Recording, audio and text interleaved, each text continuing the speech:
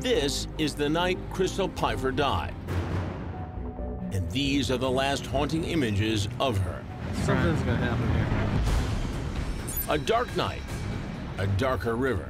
She says, "You don't know." She grabs the keys and jumps off the friggin' boat. But what really happened out there? Well, if Crystal jumped off the boat, she would have made it. Her bikini, we believe that to be the murder weapon. Crystal Pifer could have been the Sunshine State's poster girl. Crystal is a very beautiful girl. She lit up the room. Gorgeous blonde hair, big smile, and a personality that shone as brightly as the Florida sun. She was my role model. I always looked up to her. And growing up near Daytona Beach, Crystal loved the water. We lived on the water and we had boats, jet skis. She always wanted to swim and go out on the water. Crystal had one son and worked at her family's towing business. The new man in her life was Thomas Prinz, owner of a tree trimming service. Thomas wasn't the most appealing looking guy, but he was very articulate. He had his own business. He had a house, a stable house. I genuinely thought he was a good guy. 28-year-old Crystal eventually moved in with 42-year-old Thomas, and her son would often stay over. He didn't seem like the right guy for her, but I believe, at least he's taking care of her and she's happy.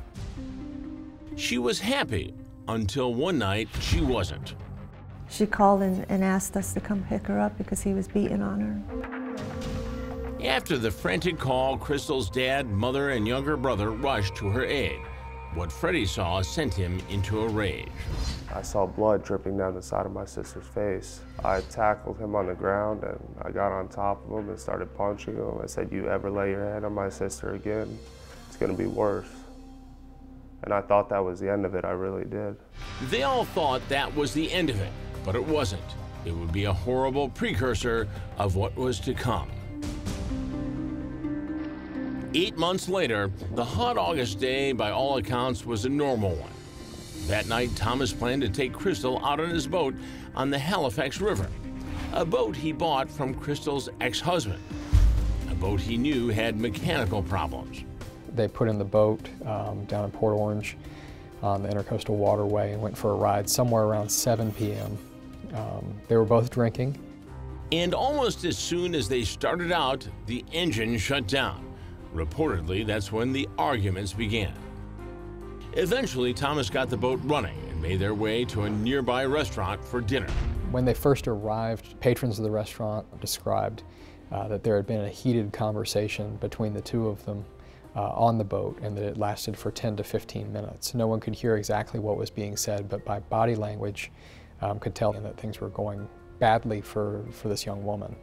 Thomas and Crystal went inside and argued. Then the mood became a bit friendlier.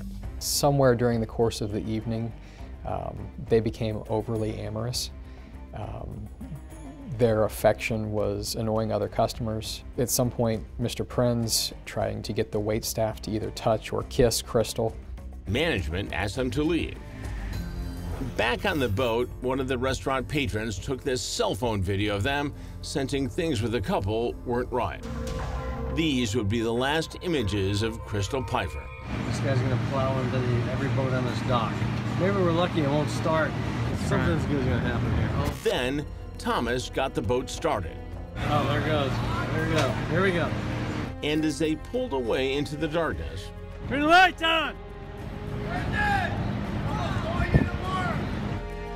little did anyone know that in that darkness would come the devil.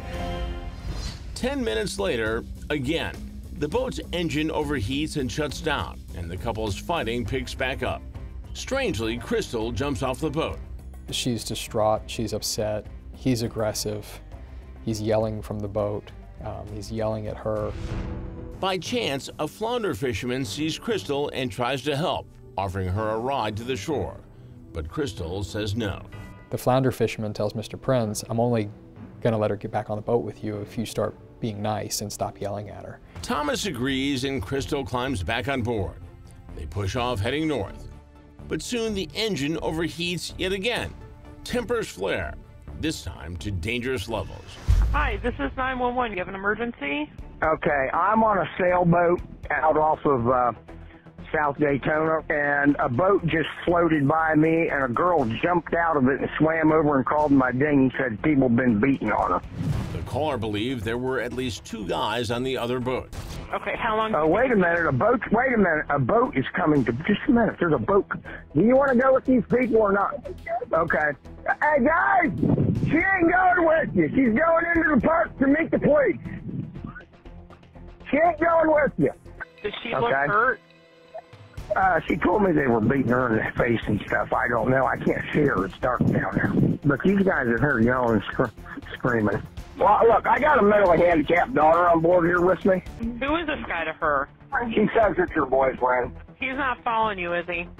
No, he's just hanging out off the boat here saying, come on, come on. Okay. Just hold on. She just jumped in the water. Are you going back to his boat? Nobody's gonna hurt anybody. Okay. Coming back over to the boat because she's afraid he'll hurt my daughter. The caller was James Wagner, and his rowboat would only hold 2 people. So taking Crystal to shore would mean leaving his daughter alone on the boat. So Crystal makes the decision and says to Mr. Wagner, he'll hurt your daughter if we go together. And Crystal dives over the side and swims back. Swims right back to Mr. Prince. Is that her screaming? Yeah, she's screaming at him. They're drifting north. Okay. He said he kept punching her in the head and that he hurt her hand. She's back at the boat. Is she back on the boat or? Yep, she's back on the boat and they got all their lights out now. Can you hear them yelling? No, now they're all of a sudden they're being really quiet. Crystal and Thomas drift off into the night. 45 minutes later, a second call to 911. This time it was Thomas. 911, where's your emergency? Hey, me and my fiance got in a little bit of an argument, and she took the keys to my boat and jumped off the boat, and I just want to make sure she's okay. You don't see her in the water? I don't see her in the water. I'm thinking she swam to shore. She's not that good of a swimmer. I keep on jumping in the water to see if I can find her, and I can't find her anywhere. Crystal! Is she responding to you? No. Okay, you don't see her on the shore, though? No. She took the keys out of the boat. She said, I hate you, and she jumped in the water and swam off, and I'm just praying that she's okay. How long ago did this happen? Not even 5 minutes ago, maybe 10 minutes ago. Crystal! Coming up, what happened to Crystal? There's a body floating out off of a dock here. It just came up on it when we were fishing. So was Thomas responsible? My girl got an accident. You got an accident? What? Is that what you said?